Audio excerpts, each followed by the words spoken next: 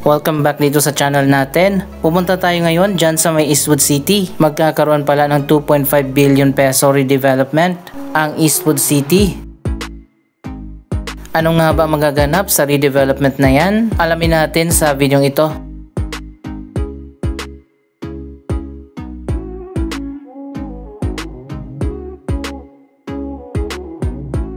Nilaunch noong 1997 ang Eastwood City, ang pinakaunang IT cyber park dito sa ating bansa. Nasa 28 years na pala ang Eastwood City, napakatagal na.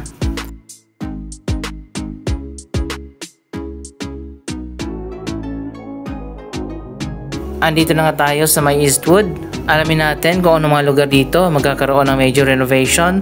Iikutin din natin ang buong Eastwood City.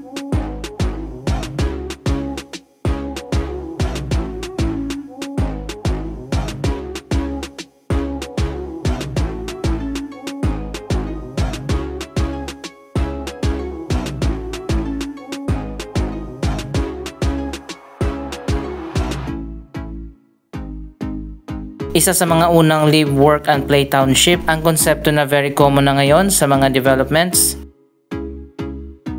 Ipinatayo ng Mega World ang Eastwood City dito sa 18.5 hectare na property along C5.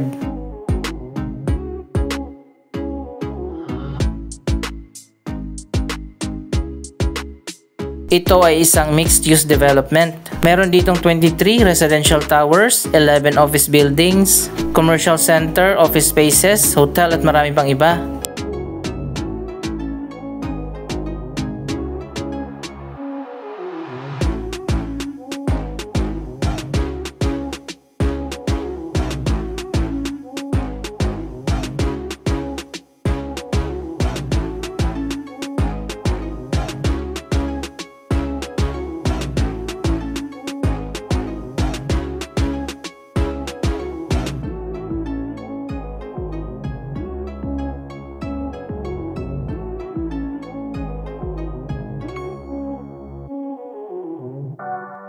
Mas marami pala dito ang mga residential building.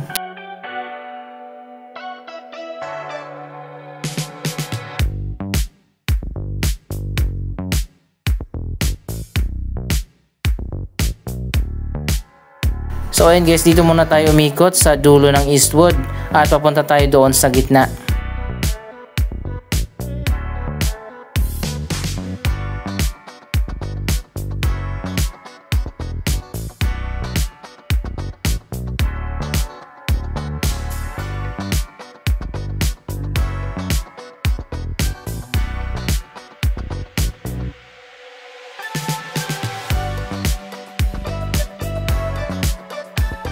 After nga ng 28 years, magkakaroon na ng major redevelopment dito sa Eastwood City ayon sa Mega World.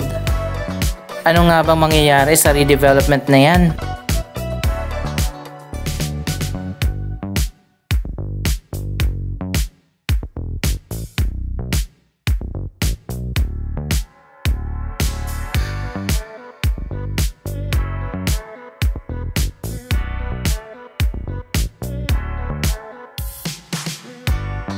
Magkakaroon ng major transformation ang ilan sa mga lugar dito.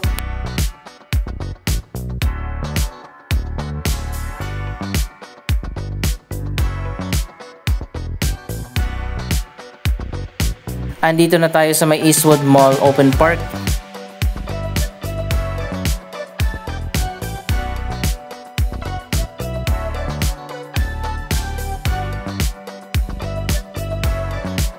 Ito lang talaga yung malawak na open area dito sa buong Eastwood. Mostly dikit-dikit talaga yung mga building dito.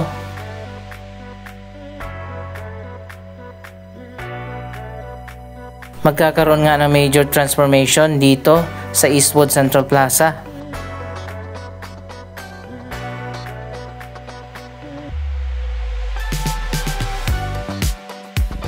So ngayon pa lang ikutin na natin ito bago pa magkaroon dito ng renovation.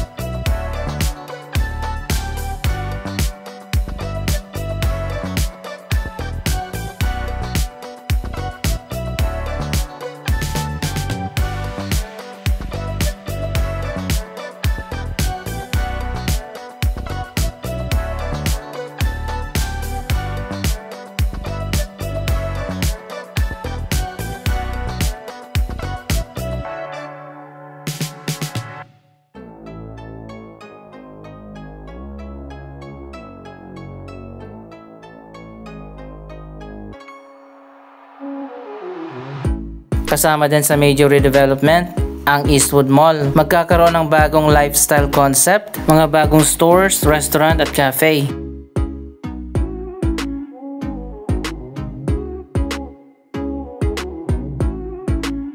Katulad nitong magbubukas pa lang na Harlan Holden.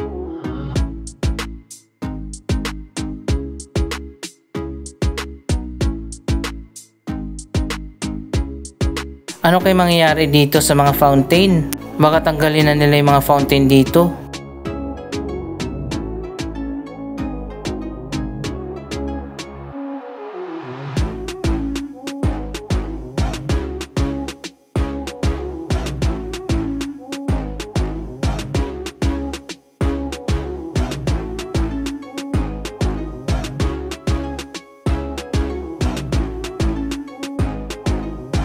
Bukod pa sa fountain, meron din mga artificial pond at mga walkway.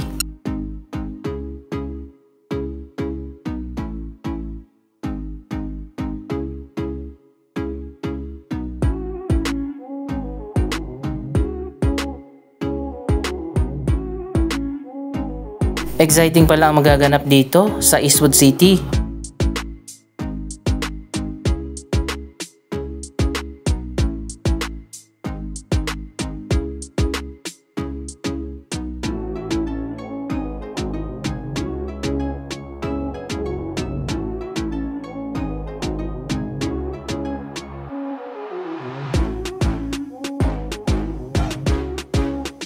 Ito naman yung statue dito sa gitna ng Central Plaza. Kung hindi ako nagkakamali, ito ay dedicated para sa mga BPO workers.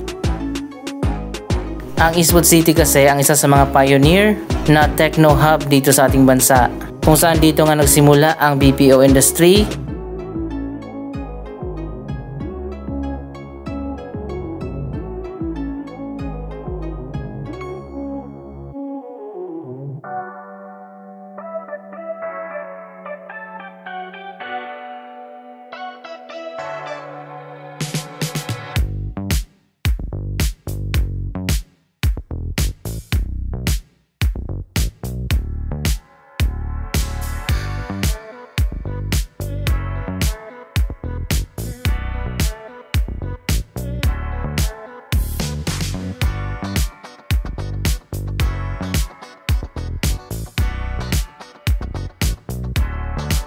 Hanggang sa ngayon, napakarami pa rin ditong BPO companies.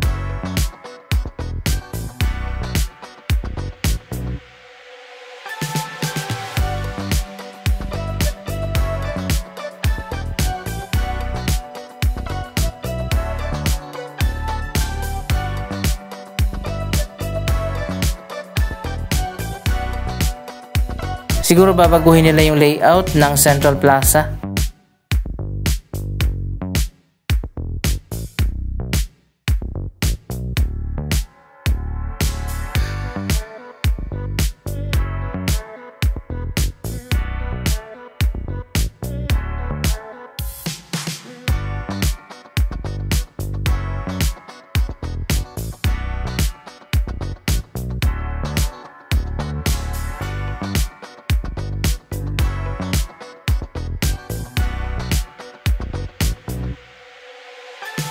Tawid naman tayo dyan sa kabila sa Eastwood City Walk.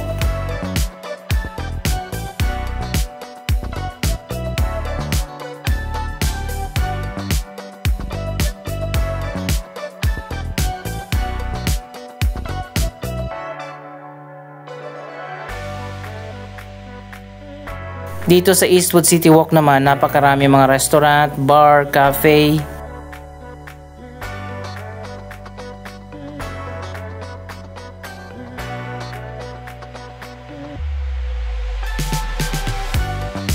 Nandito rin sa City Walk ang Eastwood Walk of Fame. Lahat ng mga sikat na artista, meron silang star dito. Parang Hollywood Walk of Fame.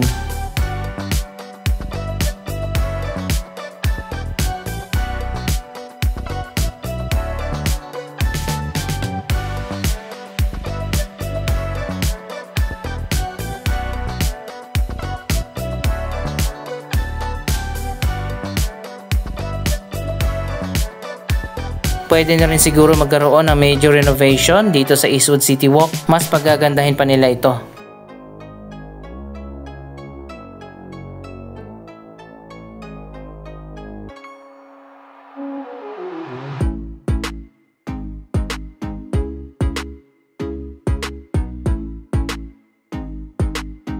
Nakapalibot nga sa lahat ng sulok dito sa Eastwood City Walk ang Walk of Fame. Kapag pumunta kayo dito, hanapin nyo na lang yung mga pangalan ng idol yung artista, mapaluma man o bago.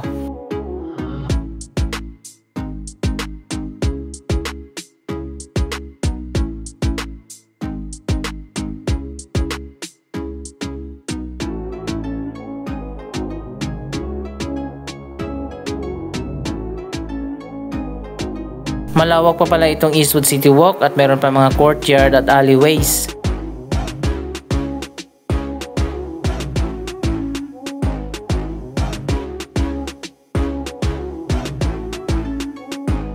Maraming ang choices dito ng mga restaurant at mga bar.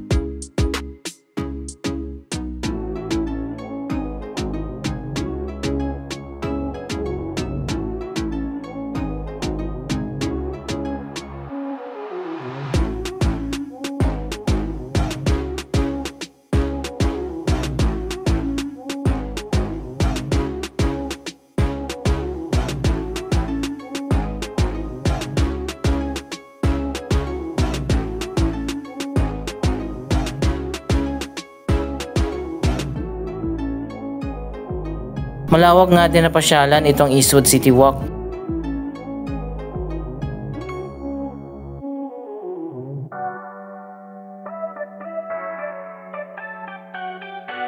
Magkakaroon din pala ng renovation dito sa Eastwood City Walk Mall.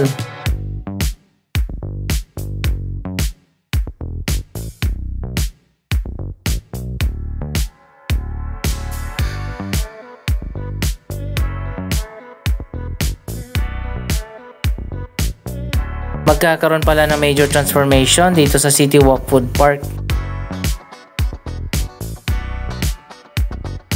Isa pang abangan dito ang renovation din ng mga office buildings. Magbubukas din pala dito ang Super Park, isang kilalang indoor activity club mula sa bansang Finland. Ang Fuente Circle naman ay magkakaroon ng renovation at gagawing nightlife zone. Magkakaroon din ng major renovation sa Richmond Hotel at IBM Plaza, kasama na ang iba't ibang mga offices at kondo.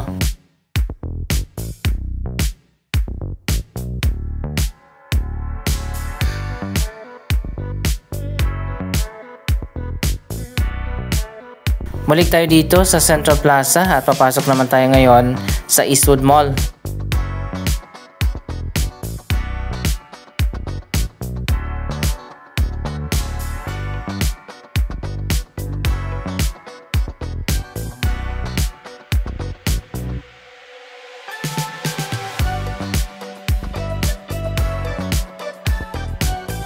Maganda naman dito sa Eastwood Mall, pero yun nga lang, hindi siya ganun kalawak.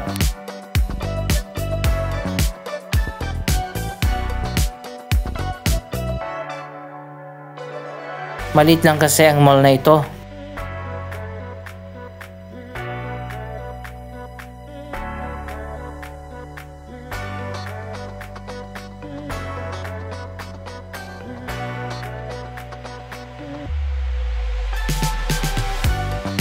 So ayan guys, abangan natin ang malaking pagbabago na mangyayari dito sa Eastwood City sa mga susunod na buwan. Anong masasabi nyo sa proyektong ito? Mag-comment lamang dyan sa baba ng inyong mga reaksyon. Maraming salamat sa inyong panonood. Huwag kalimutan na i-share ang video ito at mag-subscribe para sa daily updates. Thank you for watching.